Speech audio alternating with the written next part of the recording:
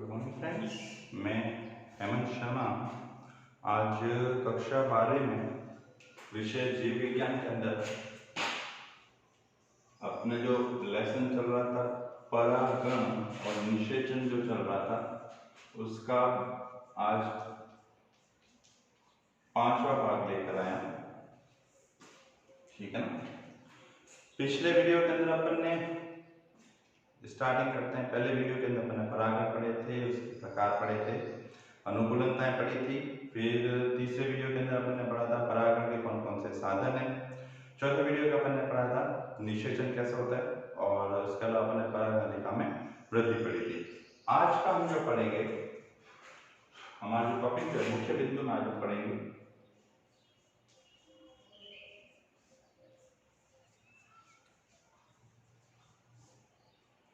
पहला है पराग नलिका का बीजांड में प्रवेश, यानी पराग नलिका कैसे बीजांड में प्रवेश करती है। और नंबर दूसरा जो है वो है द्विनिषेचन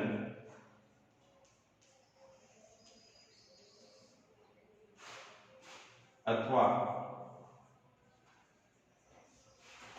त्रिकसलन।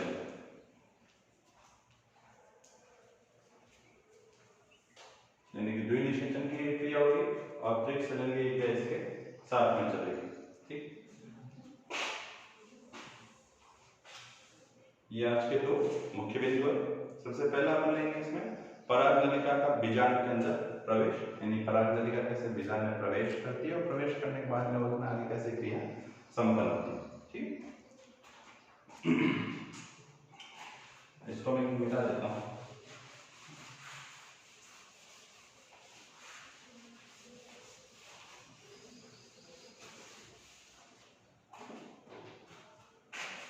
पराग नलिका जब बीजांड में प्रवेश करती है तो प्रवेश 3 चरणों से करती है, यानी 3 अलग अलग विधियों की सहायता से कह सकते हैं, या 3 अलग अलग रास्तों के द्वारा बीजांड में प्रवेश करती है। पराग नलिका जो बीजांड में प्रवेश करती है वो 3 प्रकार से करती है। पहला प्रकार होता है जब पराग नलिका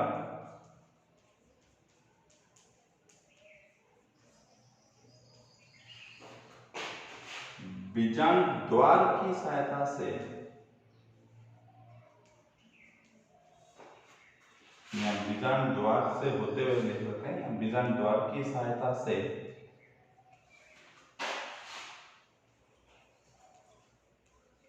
बीजांड में प्रवेश करती है। जब पराग नलिका बीजांड द्वार की सहायता से बीजांड में प्रवेश करती है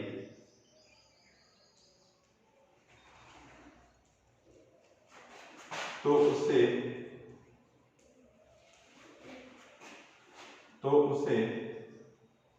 बीजांड द्वारी प्रवेश कहा जाता है।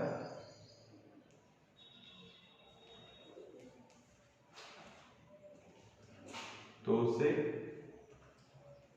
बीजांड द्वारी प्रवेश कहा जाता है। इस प्रकार का जो प्रवेश होता है, यानी कि जब पराग नलिका बीजांड द्वार की सहायता से बीजांड में प्रवेश करती है तो उसे बीजांड द्वारी प्रवेश कहा जाता है। यह प्रकार का प्रवेश, यानी ऐसा जो प्रवेश जो होता है यह अधिकांश सभी पौधों में रहता है।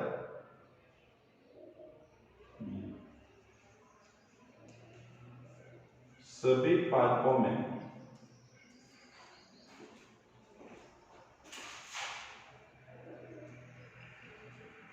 इस प्रकार से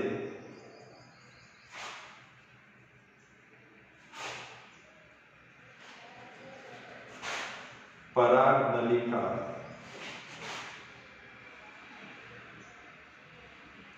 बीजांड में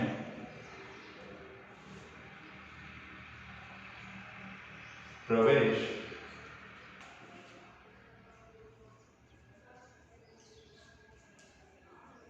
करती है। जब पराग नली का बीजांड द्वार की सहायता से बीजांड द्वार की तरफ से होते हुए बीजांड में प्रवेश करते तो उसे बीजांड द्वारी प्रवेश कहा जाता है। तकनीकी पौधों में इस प्रकार से बीजांड में प्रवेश किया जाता है।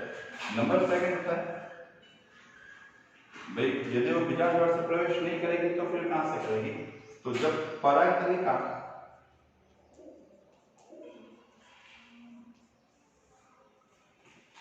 बीजांड द्वार के विपरीत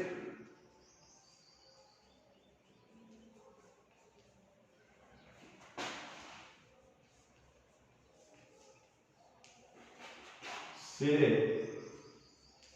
बीजांड द्वार के विपरीत सिरे से बीजांड द्वार से करेगी तो बीजांड द्वार प्रवेश कर लेगी। जो बीजांड द्वार के विपरीत सिरे से प्रवेश करती है, विपरीत सिरे से इसके जस्ट ऊपरी सिरा होता है जिसको अपन निभागी सिरा कहते हैं। विपरीत सिरे से अर्थात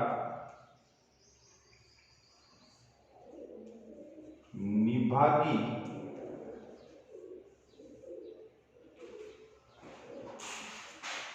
हिस्से से बीजांड में प्रवेश करती है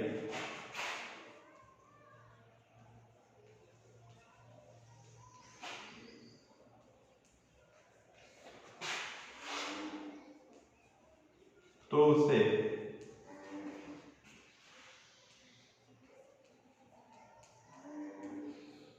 निभागी प्रवेश कहा जाता है।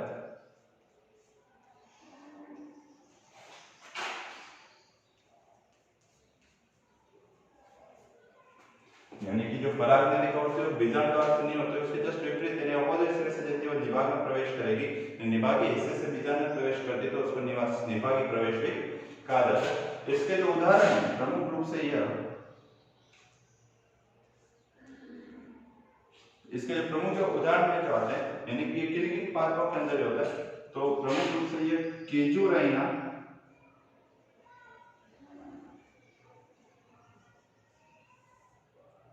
केजुरैना तथा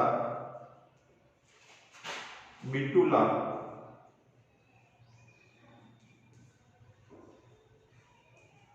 नामक पादपों में होता है। यानी केजुरैना जो होता है पादप और जो बिटुला पादप जो होता है उनके अंदर जो पराग नली का बीजांड में प्रवेश जो करती है वो हमेशा निभागी सिरा से प्रवेश करती है। ये हो गया पहला भाग। ये हो गया दूसरा भाग। अब अपन बात करते हैं इसके तीसरे हिस्से की।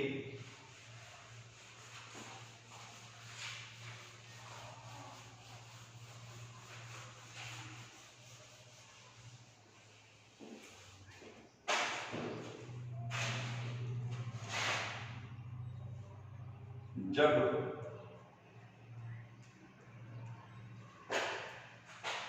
पराग नली का अपन ये पढ़ लिया कि पहले में अपन बीजांड द्वार से प्रवेश पढ़ लिया, दूसरे अपन ने कहा निभागी सिरे से प्रवेश करती है, तीसरे जब पराग नली का यानी पराग नली जो है जब पराग नली का आपके अध्यावरण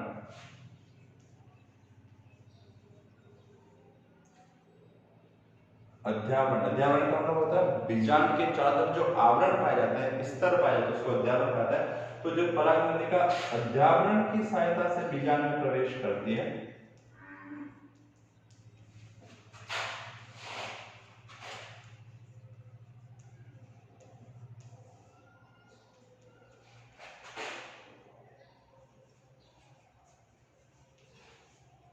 जो पराग नली का अध्यावरण की सहायता से बीजांड में प्रवेश करती है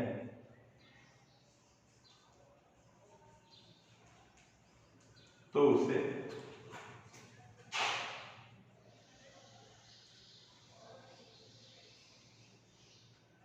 अध्यावरणीय प्रवेश कहा जाता है।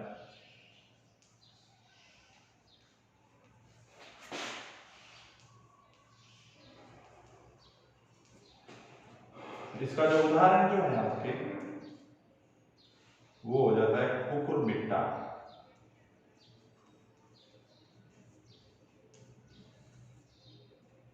कुकुरबिट्टा यानी अपन ये कह सकते हैं पराग नली का जो बीजांड में प्रवेश करती है वो तीन प्रकार से करती है। नंबर पहला, जब वो बीजांड द्वार से होती प्रवेश करती है तो उसको बोलते हैं बीजांड द्वारी प्रवेश। दूसरा जब बीजांड द्वार के विपरीत सिरे निभागीय हिस्से से प्रवेश करती है तो उसको बोलते हैं निभागीय प्रवेश। और तीसरा, यदि वो ना तो बीजांड द्वार से आ रही है ना ही निभाग से आ रही है बल्कि वो अध्यावरण को भेदती हुई अंदर प्रवेश कर रही है तो उसे बोलते हैं अध्यावरणीय प्रवेश। ठीक है, तो ये तीन प्रकार से प्रवेश करता है। उनमें से अधिकांश जो पौधे जो होते हैं उनमें जो प्रवेश जो होता है वो हमेशा बीजांड द्वार से प्रवेश करती है।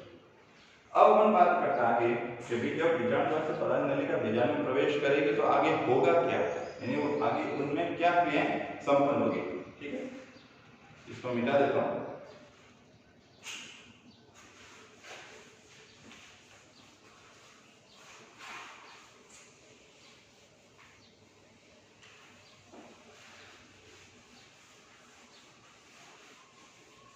यानी कि जब पराग नलिका बीजांड में प्रवेश करेगी तो आगे की वो क्या चरण पूरी करेगी, इसमें हम देखते हैं। इसमें सबसे पहले कि भ्रूण कोश में जो पराग नलिका जब प्रवेश करती है हमेशा वो सीधे सीधे बीजांड द्वार के द्वारा ही प्रवेश करेगी। ठीक है, तो भ्रूण कोश में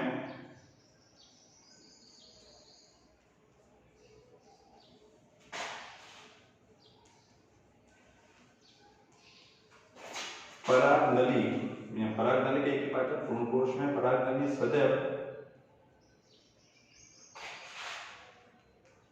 बीजांड द्वार से प्रवेश करती है।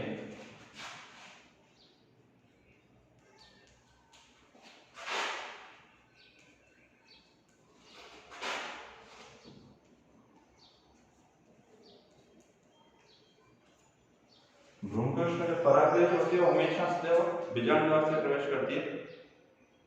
अब यहाँ पर होता क्या है, जो ही वो पराग नली बीजांड द्वार में प्रवेश करेगी तो उस समय पराग नली में जो उपस्थित केंद्रक जो होता है,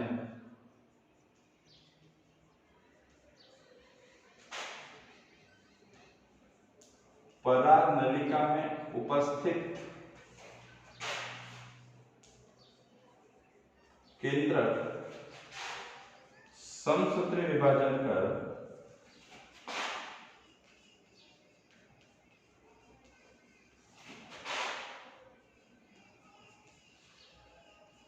दो केंद्रक में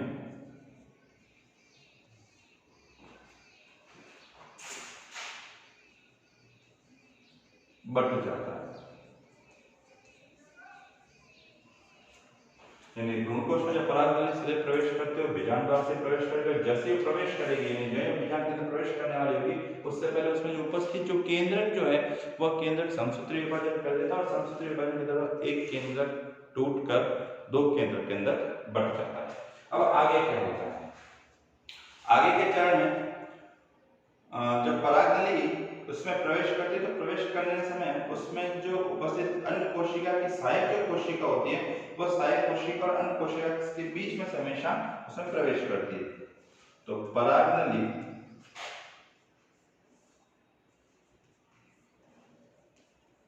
बीजांड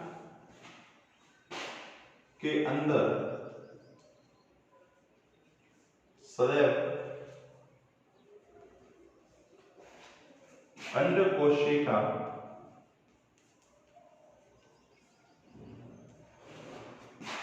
और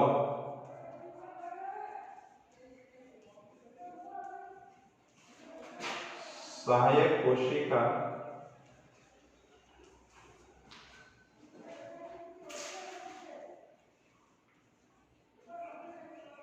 के बीच में से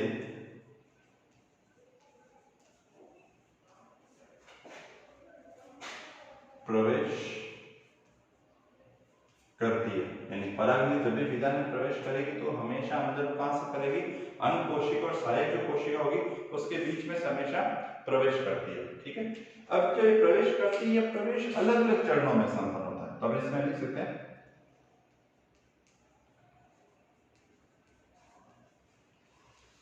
पराग नलिका का यह प्रवेश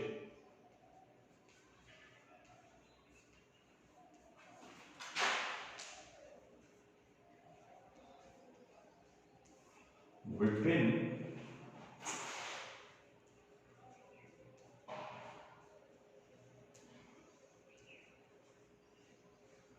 चरणों में संपन्न होता है।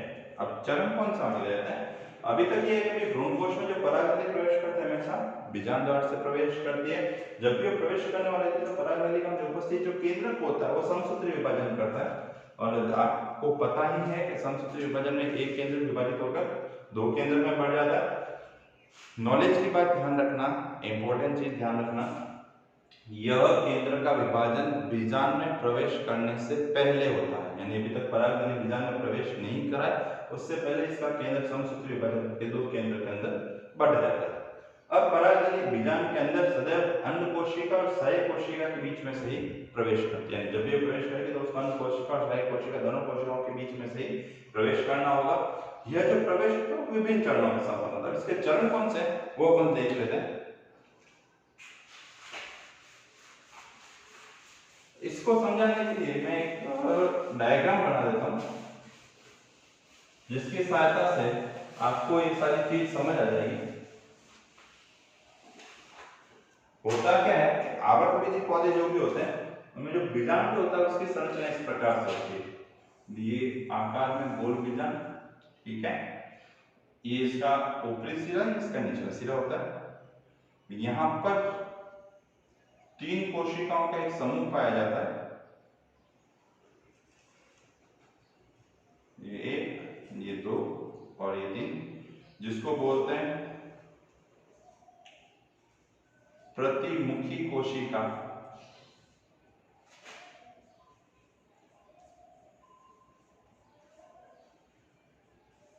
इन्हें हमेशा प्रतिमुखी कोशिका कहा जाता है। इसका एक अन्य नाम भी होता है, इनको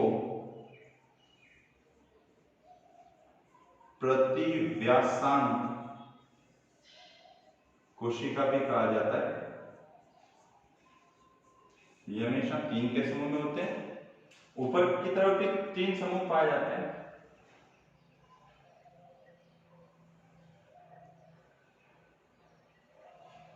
इन्हें अंड समुच्चय कहा जाता है।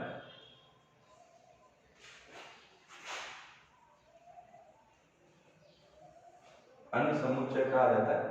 इसमें एक तो होती है अंड कोशिका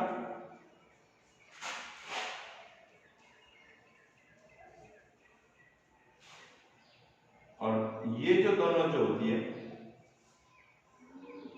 इनको कहा जाता है उसकी सहायक कोशिका।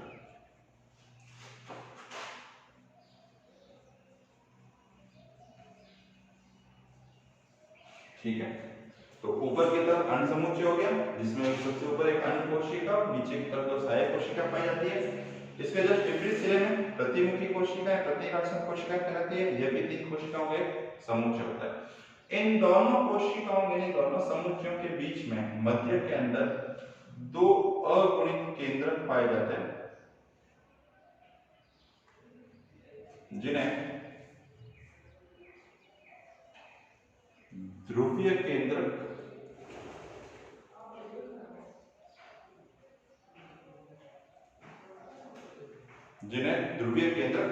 कहा जाता है। ठीक है, अब आगे क्या होता है, जैसे कि अपन ये एक व्यवस्था है, इसे आवर्तबीजी पादपों के अंदर पाई जाती है। ठीक है, ये एक डायग्राम से अगर आपको समझा दिया गया कि जितने भी आवर्तबीजी के पौधे होते हैं उनमें जो विशेषता होती है इसी प्रकार की होती है। उनमें आवर्तबीजी जो भ्रूणकोश जो होता है, बीजांड का अंदर का भाग होता है, इसमें अंड कोशिकाएं पाई जाती है, तीन के समूह में पाई जाती है। ऊपर अंड कोशिका होती है, नीचे तो सहायक कोशिकाएं पाई जाती है। उसके जस्ट विपरीत सिरे में तीन कोशिकाएं समूह पाया जाता है, जिसको प्रतिमुखी कोशिका कहा जाता है। और इन दोनों के बीच में द्वितीय केंद्र या ध्रुवीय केंद्र पाया जाता है। ये दोनों ही केंद्र अगुणित अवस्था में होते हैं, ये हमेशा ध्यान रखिएगा।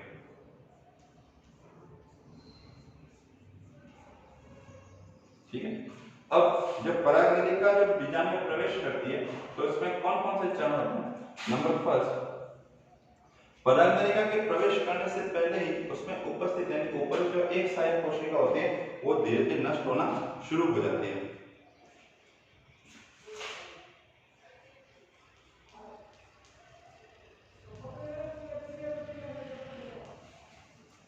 परागनलिका के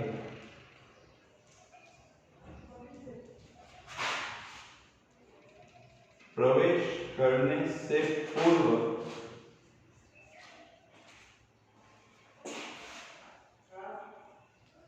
अंड समुच्चय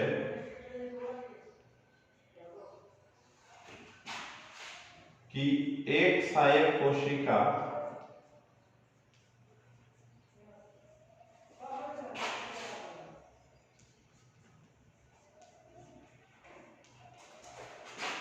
नष्ट हो जाती है,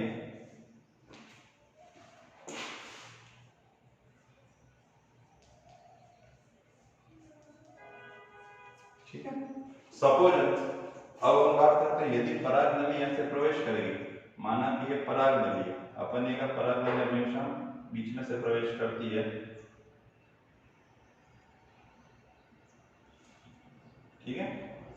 ये अपन ने मान ली पराग नली।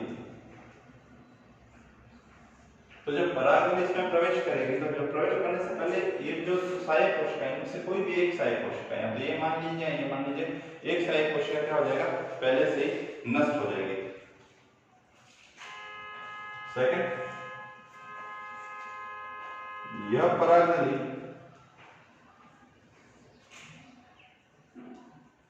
इन दोनों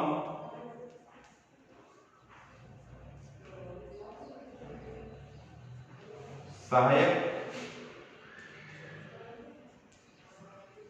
कोशिका के बीच में से पराग नली इन दोनों सहायक कोशिका के बीच में से होते हुए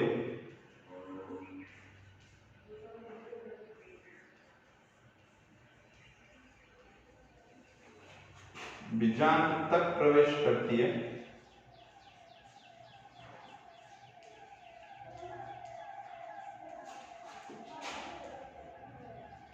ठीक है। एक सहायक कोशिका नष्ट होगी, अपर नली क्या क्या कि दोनों सहायक कोशिकाओं के बीच में से प्रवेश करते हुए नीचे की तरफ यानी बीजांड की तरफ आना शुरू करेगी। तीसरे स्टेप में क्या होगा, पराग नलिका के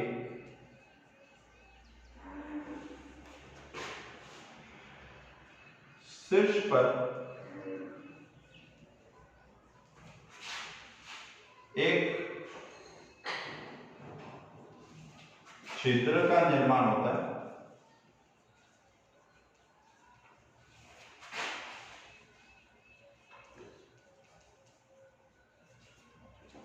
ये जो शीर्ष भाग जो है, ये वाला जो भाग है, इस पर एक छिद्र का निर्माण होगा, एक क्षेत्र बन जाएगा, यानी जो पराग नली का इसमें से प्रवेश करेगी, सहायक कोशिकाओं से होते हुए अंदर की तरफ प्रवेश करती है, इसके शीर्ष भाग पर सबसे ऊपरी भाग के ऊपर एक छिद्र का निर्माण हो जाता है। अब छिद्र से क्या होता है, छिद्र से यह होता है, अपन ने पहले पढ़ा था कि पराग नली का प्रवेश करने से पूर्व इसका केंद्र विभाजित करके दो केंद्र का निर्माण करता है। यहाँ पर इस शीर्ष भाग से उन दोनों केंद्रकों को इस बीजांड के अंदर छोड़ दिया जाता है, ठीक है। एक छिद्र का निर्माण होता है जिससे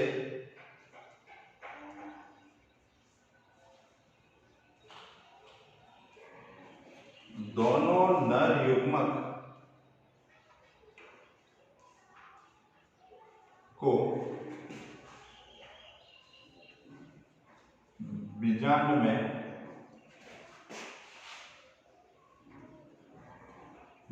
मुक्त कर दिया जाता है।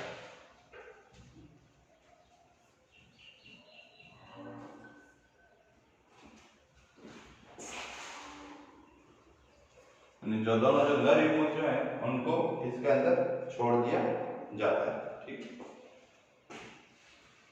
अब आगे क्या होता है, ये नर युग्मक है, सपोज ये दोनों नर युग्मक इसमें से छोड़ दिए गए। अब इसमें होता क्या है, होता यह है कि यह जो एक नर युग्मक है, ठीक है, मैं यहाँ पे इनका नाम लिख देता हूँ,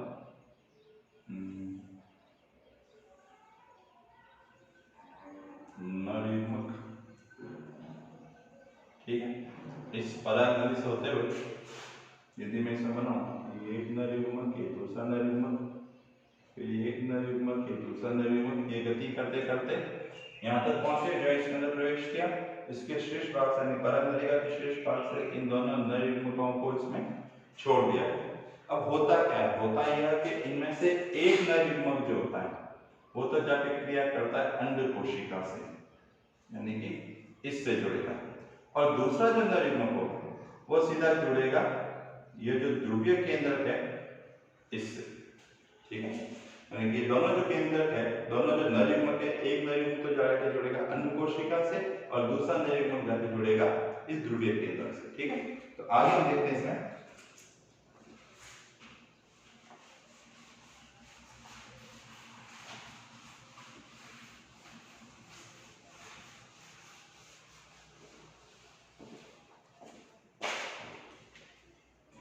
चौथा चरण जो है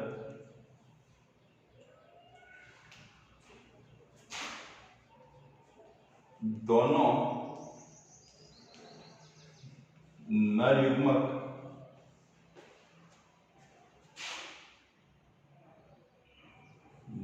मुक्त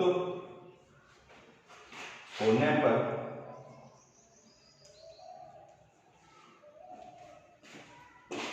बीजांड में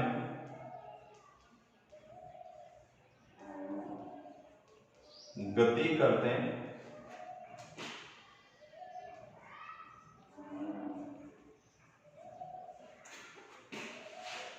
इनमें से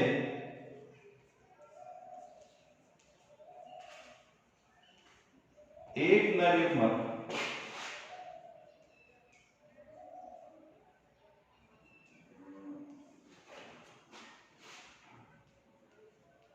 अंड कोशिका से जुड़ जाता है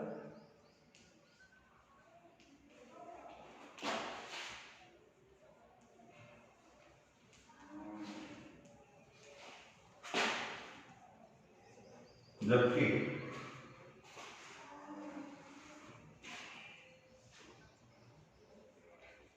दूसरा नर युग्मक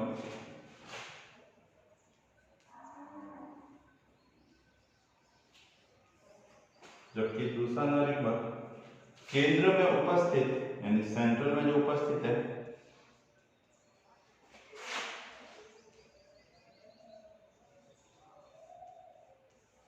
केंद्र में उपस्थित ध्रुवीय केंद्रक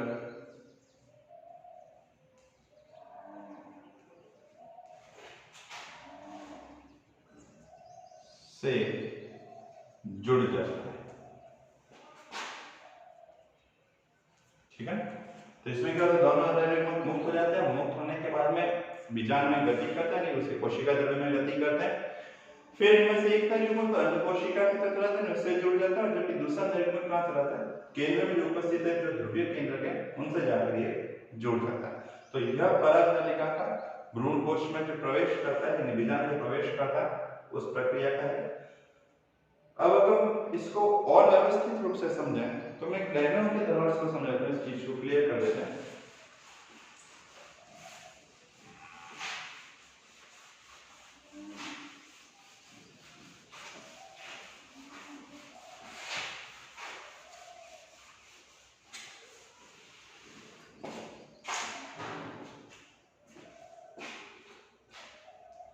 माना कि बीजांड वाला भाग है, ठीक है। ये नीचे की जो कोशिकाएं तीन के समुच्चय में पाई जाती है, ये दो, ये तीन। इसका नाम रख लिया अपन ने प्रति व्यासांग कोशिका।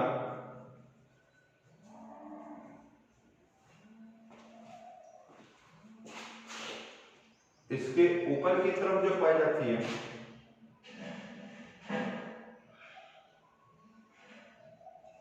ये हो गई अंड कोशिका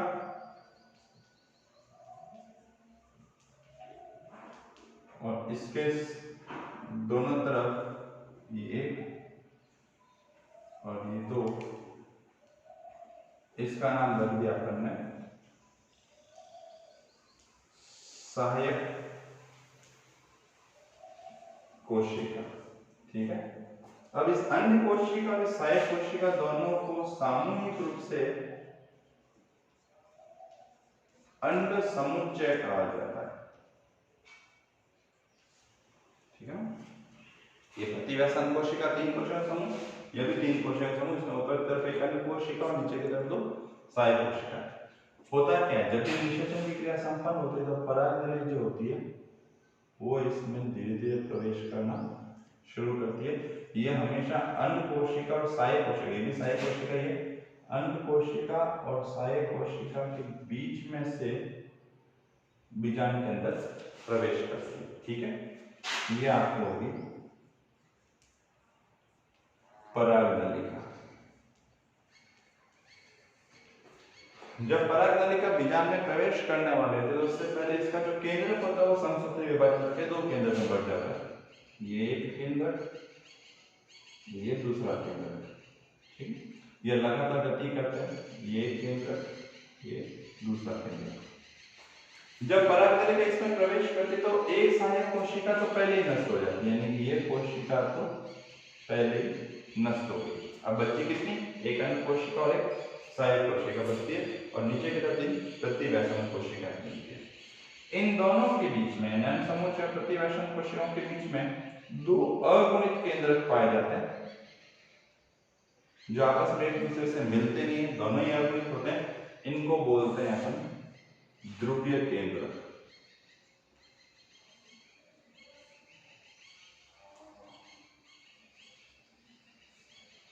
जो हमेशा n+n, अगुणित को n से दर्शाया है तो n+n रूप में पाए जाते हैं, ये पतले आवरण से पैक। ठीक है, अब होता क्या है, जब अंड कोशिका जब परागनलिका अंदर प्रवेश करती है तो एक सहायक कोशिका तो नष्ट हो जाती है। जब ये इन दोनों का समुच्चय सहायक कोशिका को भेदते हुए काफी अंदर तक आ जाती है तो इसका जो शीर्ष जो भाग होता है परागनलिका का, वो शीर्ष भाग एक गोल छेद के रूप में हो जाता है, जिसके द्वारा इन नर युग्मकों को, ये जो नर युग्मक है,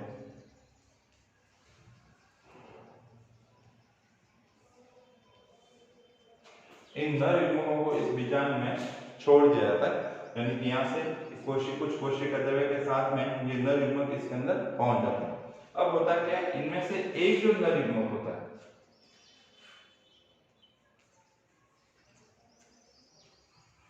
वो तो जाकर किससे जुड़ जाता है? अंड कोशिका से।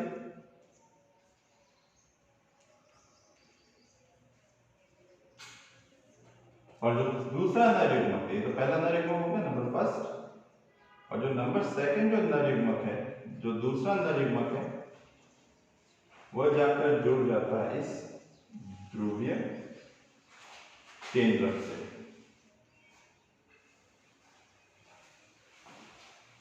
यानी ये एक नर युग्मक तो चला जाएगा ऊपर की तरफ और दूसरा नर युग्मक आ जाएगा इस ध्रुवीय केंद्र की तरफ। तो जब परागनलिका बीजांड में प्रवेश करती है तो इस प्रक्रिया के माध्यम से अपने नर युग्मकों को इसके अंदर मुक्त कर देती है। अगले वीडियो के अंदर जब अपन पढ़ेंगे तो अपन इसके अंदर सबसे इंपॉर्टेंट चीज जो होती है वो पढ़ेंगे, जिसका नाम है द्विनिषेचन, जो सिर्फ और सिर्फ आवृतबीजी पादपों में पाई जाती है। इसके अलावा त्रिकसलयन,